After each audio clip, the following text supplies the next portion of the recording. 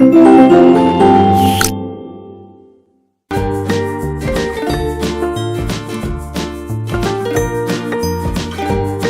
everyone, how are you all of you? I hope you are all doing well. So today we will start our chapter number 16 in English grammar and our chapter name is interjection. So let's get started our chapter now. Look at the pictures given below. आपको नीचे pictures दिए हैं, इनको आपको देखना है. जैसे कि now read the following sentences. और इन pictures को देखा हमने, ठीक है. अब इन sentences को नीचे पढ़ना है. Hooray, we have won the match. इसमें आप देख सकते हैं ये एक बॉय है, मैच जीत गया है, तो ये अपनी फीलिंग को एक्सप्रेस कर रहा है. Hooray, हम मैच जीत गए.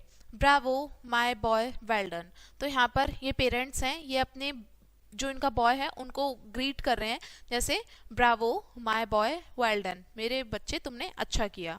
थर्ड पिक्चर में आप देख रहे हैं alas my brother is sick. Alas यानी कि बहुत दुख जताया जा रहा है कि मेरा भाई बहुत बीमार है.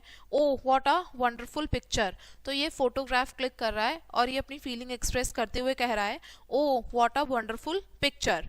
तो अभी अपने ऊपर सेंटेंसेस हमने पढ़े, इसमें जो हमारे वर्ड्स थे हुर्रे, ब्रावो, अलास, ओ, ये हमारे अचानक से बोले गए हैं जब हम किसी शाउटिंग टोन में बोलते हैं. चिल्लाने वाली जब हम अपनी टोन रखते हैं और उस समय पे हम अपनी फीलिंग को एक्सप्रेस करते हैं, तो वो सारे वर्ड्स हमारे इंटरजेक्शंस कहलाते हैं. यानी कि they express sudden strong feeling of joy, praise, sorrow etcetera.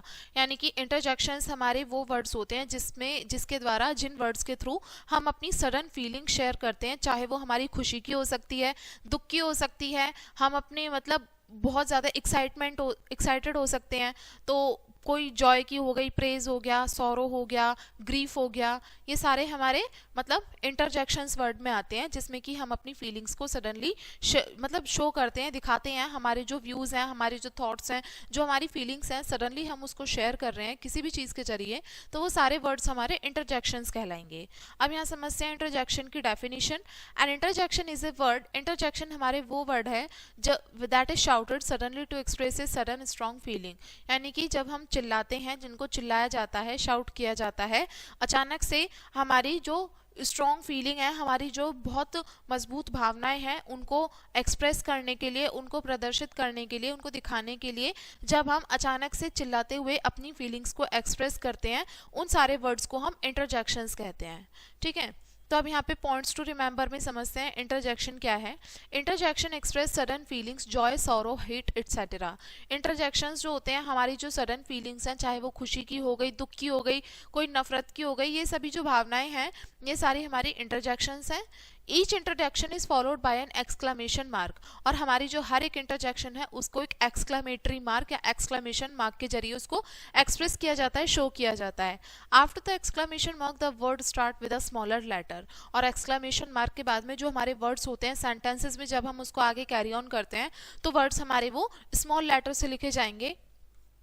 अब यहाँ पे इंटरजेक्शन की आपको डेफिनेशन बताई है.